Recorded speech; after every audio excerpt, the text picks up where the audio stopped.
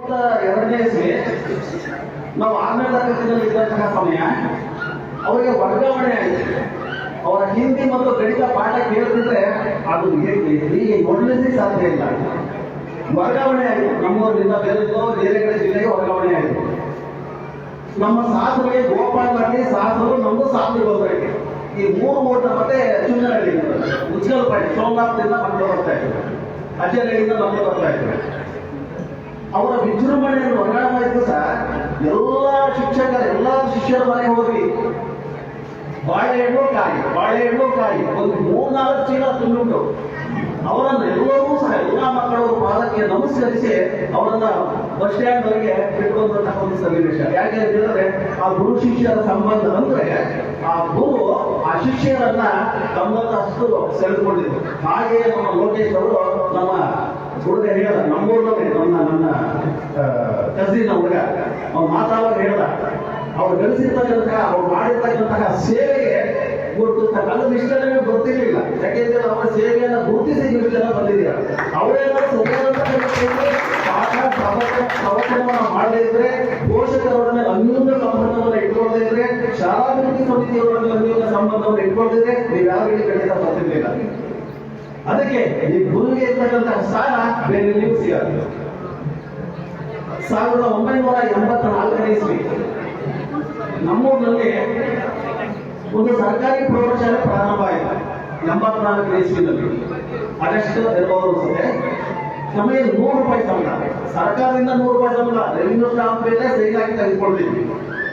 1984 1985 ಇವರು ಏನು 1985 ಸೆಪ್ಟೆಂಬರ್ನಲ್ಲಿ ಅಪಾಯಿಂಟ್ ಆಯಿತು. ಅದೇ 1985 ಇಸ್ವಿನಲ್ಲಿ ನನಗೆ ದಕ್ಷಿಣ ಕನ್ನಡ ಜಿಲ್ಲೆ ಸುಳ್ಯ ತಾಲೂಕಿಗೆ ಗುತ್ತಿಗೆ ಆಧಾರದ ಮೇಲೆ ಒಂದು ಆದೇಶ ಆಯಿತು. ಶಿಕ್ಷಕನಾಗಿ ಬಂದು ಮೈಸೂರು ಡಿವಿಷನ್ನಿಂದ. ಅವತ್ತು ಶನಿವಾರ ನಾನು ಮಧ್ಯಾಹ್ನ 11:30 ಪಾಠ ಎಲ್ಲ ಮುಗಿಸಿ ಆದ್ಮೇಲೆ ಓಪನ್ ಆಗಿ ಹೋದ್ರು ಮಾತ್ರ ನಾವು ಆಚೆ ಹೋಗ್ಬೇಕು, ನಮ್ಗೆ ಬಿಟ್ಟು ಹೋಗ್ತಿರ್ಲಿಲ್ಲ ಶಿಕ್ಷಕರು. ಕೆಲಸ ಮಾಡಿದೆ. ದಸಗುಡಿಯಲ್ಲಿ 3 ವರ್ಷ ಇದ್ದೆ. ಆ ಶಾಲೆಯಲ್ಲಿ ಸಿಕ್ಕಂತಹ ಸಂತೋಷ BO ಆದಾಗ ನಾನು ದಾವಣಗೆರೆ ಜಿಲ್ಲಾ ಪಂಚಾಯತಿಯಲ್ಲಿ ಕೆಲಸ ಮಾಡಿದ್ದೀನಿ, ಹಾಸನ ಜಿಲ್ಲಾ ಪಂಚಾಯತಿಯಲ್ಲಿ ಕೆಲಸ ಮಾಡಿದ್ದೀನಿ, ತುಮಕೂರು ಜಿಲ್ಲಾ ಪಂಚಾಯತಿಯಲ್ಲಿ ಕೆಲಸ ಮಾಡಿದ್ದೀನಿ, ಚಿಕ್ಕಮಗಳೂರು ಡಯೇಟಲ್ಲಿ ಕೆಲಸ ಮಾಡಿದ್ದೀನಿ, ಸುಳ್ಯ ತಾಲೂಕಿನಲ್ಲಿ 7 ವರ್ಷ ಕೆಲಸ ಮಾಡಿದ್ದೀನಿ. ಕಡೆಯ 5 ವರ್ಷ ಮಂಗಳೂರು. ಆ ಮಂಗಳೂರು ಯಾಕೆ ನೆನಪಿಡ್ತೀನಿ ಅಂತ ಹೇಳಿದ್ರೆ, ನಮ್ಮ ಲೋಕೇಶ್ ಅವರ ತರ ಮಕ್ಕಳಿಗೆ ಪಾಠ ಮಾಡ್ತಕ್ಕಂತಹ ಅವಕಾಶ ನನ್ನ ಕಡೆಯ ಅವಧಿಯಲ್ಲಿ ಸಿಕ್ತು. B.Ed ಮಕ್ಕಳಿಗೆ ಇದು ಎಲ್ಲರಿಗೂ ಸಿಗ್ತಕ್ಕಂಥದ್ದಲ್ಲ. ಹಾಗಾಗಿ ಆ ವಯಸ್ಸನೇ ಒಂದು ಭಾಗ್ಯ ಅಂತ ಹೇಳಿದ್ರೆ ಆ ಶಿಕ್ಷಕ ವೃತ್ತಿಯನ್ನ ಸಾರ್ಥಕಪಡಿಸಿಕೊಂಡಿದ್ದಾರೆ. ಅವ್ರ ಜನ್ಮ ಸಾರ್ಥಕವಾಗಿದೆ. ಅವರಿಗೊಂದು ಬಹಳ ಸಂತೋಷವಾಗಿದೆ. ಯಾಕೆ ಅಂತ ಹೇಳಿದ್ರೆ ಮಕ್ಕಳಿಗೆ, ಪೋಷಕರಿಗೆ, SDMC ಅವರಿಗೆ, ಅಳುಮಿಗಾಗಿ ಅಕ್ಷರದಾಸೋಹ ಸಿಬ್ಬಂದಿಯವರಿಗೆ ಅವರೆಲ್ಲರನ್ನೂ ಕರೆಸಿ ಅವರಿಗೆ ಅವರ ಒಂದು ಕೃತಜ್ಞತೆಯನ್ನು ತಲುಪಿಸಿಕೊಂಡಂತಹ ಮನೋಭಾವ ಬಹಳ ದೊಡ್ಡದು. ಲೋಕೇಶ್ವರೇ ಖಂಡಿತ ನಾನು ಆಭಾರಿಯಾಗಿದ್ದೇನೆ. ನಾನು ಐಶ್ವರ್ಯ ಕೊಡಲಿ ಅಂತ ಹೇಳಿದೆಯಲ್ಲ, ನಾನು BO ಇದ್ದಂತಹ ಸಂದರ್ಭದಲ್ಲಿ ನೀವು ಎಷ್ಟು ಗುಂಪುಗಳಿಗೆ ನನಗೆ ಗೊತ್ತಿಲ್ಲ, ಆದ್ರೆ ಎಲ್ಲಾ ಗುಂಪುಗಳು ಕೂಡ ನನ್ನನ್ನ ಬಹಳ ಆದರವಿಲ್ಲ.